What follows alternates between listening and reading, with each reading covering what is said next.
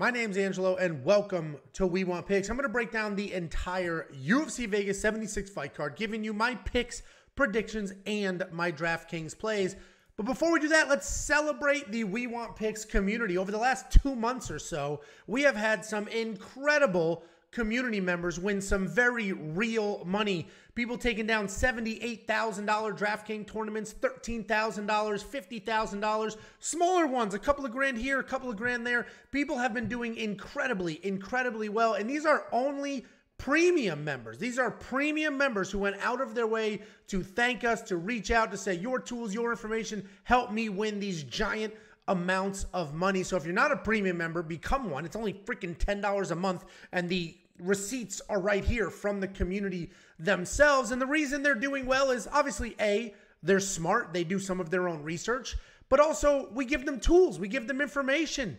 Every single event, we're going to give you our cash core plays, our GPP core plays, our live dogs, the leverage. This cheat sheet here is populated every Friday by 6 p.m. Eastern with projected DraftKings ownership numbers, projected DraftKings scoring numbers, and leverage. Leverage is a proprietary number that you can use to separate yourself from the pack. We're also going to rank every single fighter by their salary, depending on the type of game you want to enter. You can then take all that information and use it in the lineup optimizer. This will literally build lineups for you. It'll build one, it'll build 150. This is also going to be pre-populated every Friday by 6 p.m. Eastern with the projected scoring, the projected ownership, and you can use that, build your lineups, find your spots. The rest of the community's doing it. They're being very successful.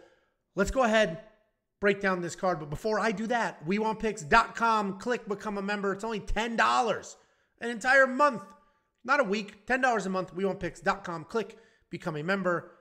Let's break down the card. 12 fights. Weigh-ins have not happened yet. Full disclosure. Some of these fights may be canceled. We have not seen weigh-ins yet. There's only one fight on this card that I need to see weigh-ins for, but we'll talk about that in a minute. Let's go ahead and start with that fight. It is the opening fight. We got Blagoy Ivanov taking on Alexandr Romanov. Blagoy Ivanov, he's not amazing at any particular thing. Like, he's a decent striker, but this guy is impossible to finish. He has a chin that people will talk about for generations. Decent takedown defense. He has a combat sambo background, so he's got takedowns, takedown defense, decent striking. Again, he's not amazing at anything, but he's insanely durable and has enough skills to not get blown out. He's only $7,900 here. I was hoping he'd be an even bigger discount. He's coming off this loss to Marcin Tybura where he gave up a little bit of a takedown there and was just sort of a step behind. He's taking on Alexandr Romanov. Alexandr Romanov, here, the one that destroyed Chase Sherman. At that point, people were talking about, this guy could fight for a title. This guy is the next generation. He's an animal. He's a beast. His wrestling is insane. And then he lost to Marcin Tybura. And it's like, okay, he scored 51 freaking points in a loss. 51 points in a loss. Okay. That's fine. The dude gassed. The fight was at elevation. He was ragdolling him. Did all of this in the first round. Looked incredible. Then against Volkov, and that was his first career loss. Then against Volkov, the dude shows up looking like the Hamburglar and just absolutely didn't land a single strike. Not a regular strike, not a significant. He landed nothing, and he went 0 for 4 on takedowns. The only reason he scored a point is because while not getting all of these takedowns, he was holding Volkov against the cage or whatever and racking up control time. So the moral of this story is, don't put Alexandr Romanov in your lineup. This fight's going to go to a decision if he wins, and there's a good chance he's going to lose. I might put Ivanov in my lineup after the weigh-ins. I need to see the weigh-ins. If Romanov looks like he's in phenomenal shape, he's still not going to be in my lineup, but I'm not going to touch Ivanov. If Romanov looks like he did in his last fight, I'm going Ivanov. Throw in my lineup, $7,900. He'll finish Romanov. We know he's a quitter. He's a quitter, unfortunately. Which sucks because he was such a good prospect. I loved watching him fight. So hopefully that last fight, maybe he had some personal things going on. That was a one-off deal. Then we have Ivana Petrovic, UFC debut. Big favorite here at $8,900. She's a bit of a jiu-jitsu nerd. She'll strike a little bit, but she needs to get this fight to the ground. She needs to get all of her fights to the ground, and she doesn't really have the wrestling. I do think she'll get this fight to the ground. She'll probably win. So in that case, it's tricky because it's like, do you spend the $8,900 on somebody who you think's going to get a couple takedowns potentially, a submission potentially? I'm going to fade her. She is a UFC debut. She doesn't have a ton of fights. Again, she's a bit of a jiu-jitsu nerd, meaning if she can't get the takedowns, she's probably going to start pulling guard. And you don't want to be striking because she's going to be fighting Luana Carolina. And Luana Carolina's not the best. But Luana Carolina has had a tough slate. She beat Lupi Godinez. I think Lupi stepped up on short notice there. But she beat Poliana Botello. She beat Priscilla Caceres. Priscilla Caceres is big, tough, strong. I mean, Luana Carolina can win fights. She can win fights. Yeah, Molly McCann absolutely smoked her with that spinning back elbow. The loss to Joanne Wood was actually a close fight. Luana Carolina is much better than this $7,300 price tag. The problem is these losses, other than, Molly McCann smoked her on her feet, but these losses typically are including takedowns. She does get taken down and doesn't have much to offer when she is taken down. I mean, you need underdogs in your lineup. She is actually a solid underdog here. We don't know how good or bad Ivana Petrovic is, so I'm going to fade Ivana. Luana is somebody to consider for your lineup. Then we got Guram. Kutateladze. And he's taking on Elves Brener. Guram Kutateladze, he's a striker. He's got very, very, very good takedown defense, and he's primarily a striker, right? He's got a solid professional kickboxing background, worked on his incredible takedown defense, and then now he's here. He has 2 fights in the UFC. This win over Gamrot was short notice. He dropped Gamrot. Most people do. And then he fought Damir Ismagulov. That was a super close fight. Very, very, very close fight that he lost. He did have a takedown of his own.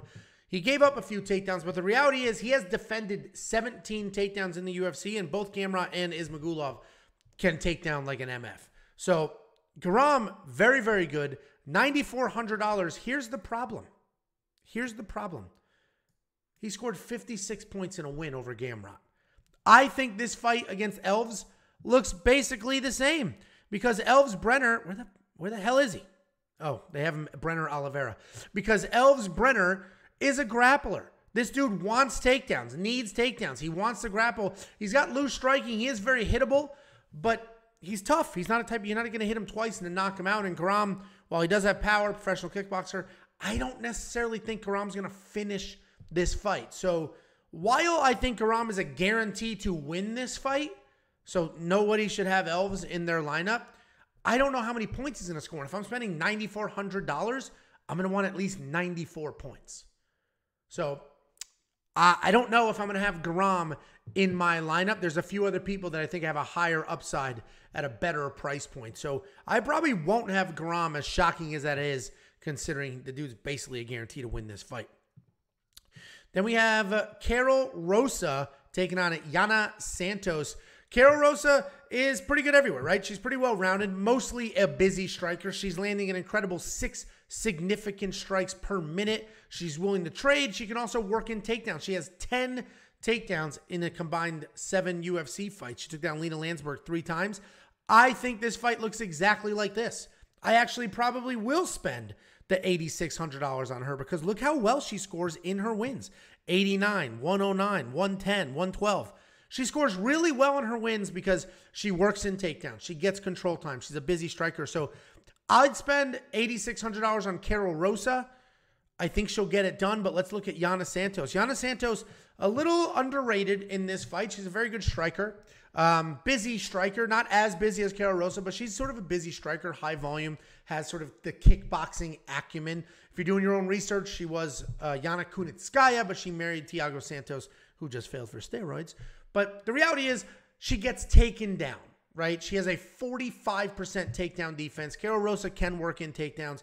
I think Yana's just sort of showing up for the paycheck, but Holly Holm just beat her. Holly Holm took her down 4 times.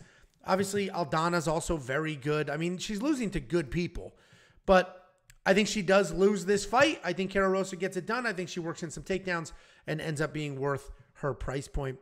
Brito Wilson. Brito versus Wilson. you got to go Joanderson Brito. $9,600, a lot of money to spend. He wins this fight. He wins this fight by finish. The dude has absolute crushing striking, crushing jiu-jitsu. He can finish you anywhere, anytime, whenever he wants to. And he's taking on a short notice guy. Short notice Westin Wilson, who has incredible fight IQ. He's a very intelligent person, but he's not fast. He's not strong. He's not powerful. He's not athletic. He's just a really smart guy that understands the sport and manages to beat people that are similarly skilled. Joanderson Brito is on a completely different level. He's a completely different human, completely different athlete, completely different everything. Westin Wilson needs to get this to the ground and grapple. How the hell is he going to do that? Brito's going to take his head off, and even if they grapple, Brito will be the better grappler. You got to have Brito in your lineup at $9,600. And not to mention, if I didn't already, Westin Wilson is taking this on short notice. He doesn't even have a full camp to prepare for the killer that is Joanderson Brito. Then we have Rinat Fakhretdinov versus Kevin Lee. I'm spending the money on Rinat Fakhretdinov. And this is what, if I fade Guram, I can afford people like Rinat. Look at the numbers Rinat is putting up. 130 points, 109 points, because look at these takedown numbers. Look at the control time. Rinat Fakhretdinov is doing whatever he wants to people in the wrestling department. I think that's going to happen here too. He's fighting. He also can bang. Like, he'll throw hard. He'll strike with you. But he's fighting Kevin Lee. Kevin Lee is good, right? Kevin Lee can strike. Kevin Lee can grapple. Kevin Lee has fought some of the best in the world. He hasn't beaten all of them, but he's fought some of the best in the world. He beat Gregor Gillespie, who is a nasty wrestler. So, granted, that was 4 years ago, but that could look like this fight, right? He could catch Rinat on the way in the same way he did Gregor Gillespie, but he's going to get bullied. He's going to get taken down the same way Rafael Dos Anjos did. I love Kevin Lee. I'm glad he's back. I actually enjoy watching him fight, but real tough welcome home. Real tough welcome home. I'm going to have Rinat in my lineup at that 88 Smackarinos. Bruno Ferreira, Nursulton, Ruziboev. We got Bruno Ferreira. Dude's just a big boy striker. He can wrestle, right? He can just pick you up, dump you down. He's big, strong, all those things. He is a striker. He does have absolute missiles in his fist. He's coming off that win over RoboCop. What the hell is Gregory Rodriguez? Where he was getting touched up a little bit, and then boom, done. Put RoboCop out. And RoboCop, people are like, oh, he's so dirty. I picked Brunno to win that fight. I do think he wins this fight too, because he's taking on Nursulton Ruziboev, UFC debut. This guy's got a lot of fights. He's got a lot of fights.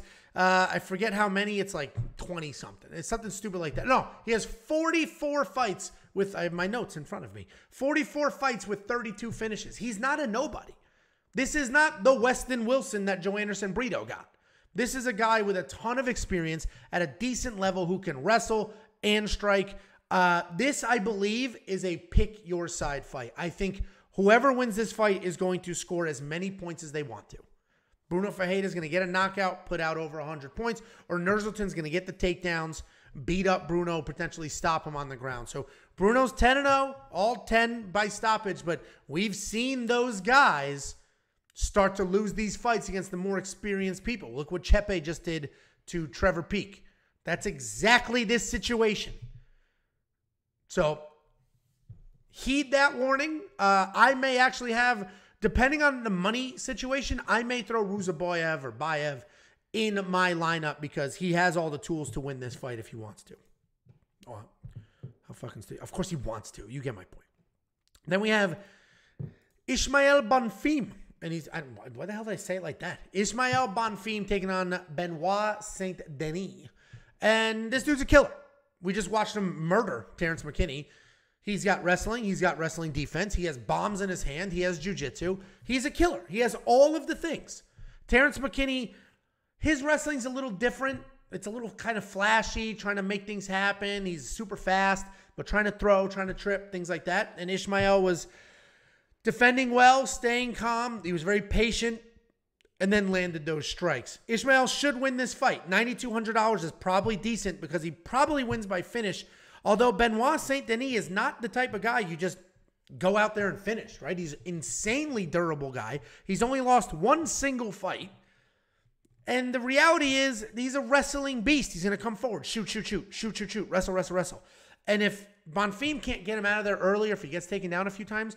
We don't necessarily know how he's going to look or what's going to happen there because we haven't seen him in those situations with heavy nonstop wrestling.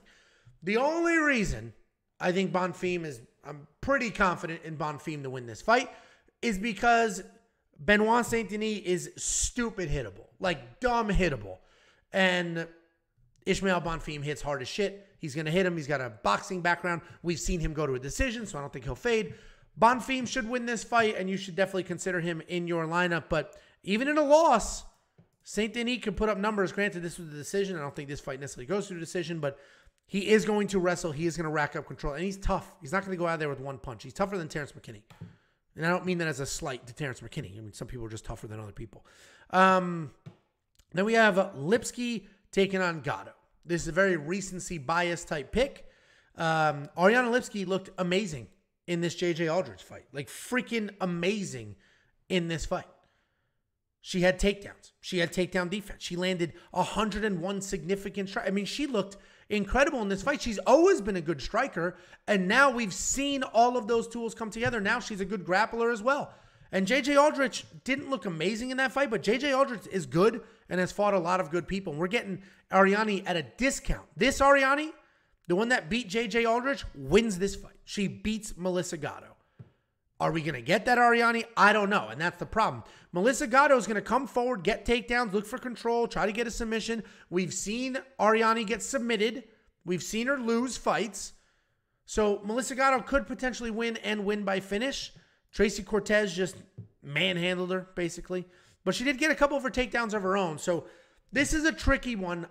The recency bias is telling me Ariana Lipski. I'm not confident enough to throw her in my lineup. As far as underdogs are concerned, I do think she can win this fight. But am I going to waste, I don't want to say waste, but am I going to use a DraftKings slot on that? Probably not. Although she is incredibly affordable. And the other problem is, if Melissa Gatto wins, she's going to score a ton of points. She'll win by finish if she wins. If Ariane wins, it'll be a decision, a pot shot decision. I mean, she scored well, 83 points in her win over JJ. But, you know, do it what you will with that information. I think Ariane is a decent underdog, but I don't know if I'm going to spend a DraftKings slot on her. Michael Morales, Max Griffin. Michael Morales, $9,000. Probably money well spent. Probably. The dude's a national champion Muay Thai guy, national champion wrestler. He can take you down. He can strike with you. He's all the things. Great resume. Beating everybody. Finishing everybody. I think we've seen him go to decision in the past. Not yet in the UFC. I mean, Trevin Giles is not a bum. It's not the greatest win. But we've seen Michael Morales go long, right? This was a third round stoppage. So he carried his power late into the fight. He knocked this dude down twice. Put up 100 points. He probably wins this fight. But Max Griffin is a tough veteran, a very tough veteran. He's fought some of the best people. This Tim Means fight was impressive because he broke his hand early in that fight and then had to completely change his game plan and turn into a wrestler, and he worked in 3 takedowns after that. He did lose to Neil Magny, but it was a decision. He's a tough guy. He's not a guy you're just going to get out of there. I mean, every fight that he's losing, look at these. These are all decisions except Kobe Covington in 2016, which we all know Kobe's a beast. So Max Griffin is a very live underdog here.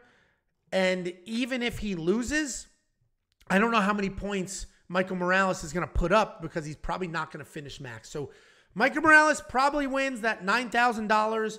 It's not insane, but I personally would rather spend the 88 on Rinat because I'm definitely going to get a bunch of points out of Rinat. I think Rinat is more of a guarantee to win his fight than Michael Morales is, and I think Rinat, if they both win, probably scores more because of the wrestling and the control. That's just my opinion. I know a lot of people are very, very high on Michael Morales. Co-main event, Damir Ismagulov, $8,200. DraftKings made him a slight favorite. Betting-wise, he's a slight underdog right now on most books. He's not dangerous at all, and that's the problem. 64 in a win. I mean, 93 in a win, solid, but 64, 71. He's not putting up big numbers. He did this 100 against Gorgees because he got 5 takedowns. The 93, he got 2 takedowns. There's going to be 0 takedowns from Damir in this fight. He's not going to take down Grant Dawson. Damir Ismagulov is a very, very good striker that can also wrestle. I think Damir Ismagulov wins this fight. I think he just lights up Grant Dawson on the feet, defends all the takedowns. That's what I think happens. But Grant Dawson, is a busy guy. He's a killer. He's going to come forward. He's going to work in the takedowns. 2, 7, 3, 1, 2. He's going to work in the takedowns. He's going to try to get those submissions. I mean, he is a finisher. This guy's a finisher, and he's proven. He's beaten a lot of people in the UFC time and time again. The easy narrative is, well, he beat Mark Madsen. Mark Madsen's an Olympic wrestler. Demir just lost to a wrestler. Mark Madsen doesn't wrestle like an Olympic wrestler in the cage. He just doesn't. Where Arman Sarukian, who just beat Demir, does. I think Demir wins this fight. I'm not going to throw him in my DraftKings because $8,200, I don't think I'm going to get 82 points out of him. He's just going to defend takedowns and land jabs and a couple of significant strikes. So I'm not going to have Demir. If you think Grant Dawson wins this fight, you need him in your lineup because if he wins, he's going to put up some numbers. It's probably going to look like this. Maybe without the submission. It's probably going to look like that. And then we have the main event. I'm going to tell you right now, pick your side. I am not on the Strickland side. Sean Strickland, we all know who he is. He's going to march forward. He has those arm punches. He's going to come forward. Insane volume. I mean, 182 significant strikes against Ivanov was very impressive. He's got decent takedown defense. We watched him shoot a takedown in his last couple of fights. The thing is, I don't think Sean Strickland is ready for somebody to push the pace. Because if we go through this, who has pushed the pace on him? Ivanov certainly did it. Jared Cannonier, the Jared Cannonier that just won his fight, the one that just beat Marvin Vettori, would smoke Sean Strickland. But the one that Sean Strickland fought did nothing. Ferreira, he didn't give a shit. Laid that dude out. Jack Hermanson, jiu-jitsu nerd. Uriah Hall, Sean Strickland took him down. He was afraid to strike with him. He took him down. Jotko, that's a pot shot, dude. None of these people, the Brendan Allen win's the only really good win here, and that was 3 years ago. None of these recent wins for Sean Strickland involve somebody like Abus who's going to come forward and try to get it done. And if we go, bunk, and he lost to Jared Cannonier. He lost to a gun-shy Jared Cannonier. I said win because, frankly, that was a bad decision. He should have won that fight. But Abus Magomedov is going to come forward. He is going to stay in Strickland's face. He's not going to let Sean Strickland back him up. He's going to land the big punches. He can work in wrestling as well. The guy has a full-blown wrestling background and all the credentials you could want.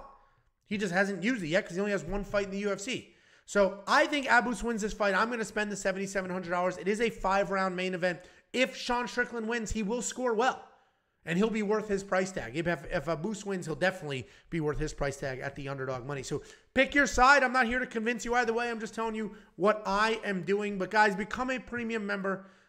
Look at all the success that other premium members have had. These are the receipts. This is all you need to see, that these people are winning. And they're going out of their way to say, hey guys, here's my winning ticket. Thank you, We Want Picks, for all the tools, the information, the plays, the cheat sheet.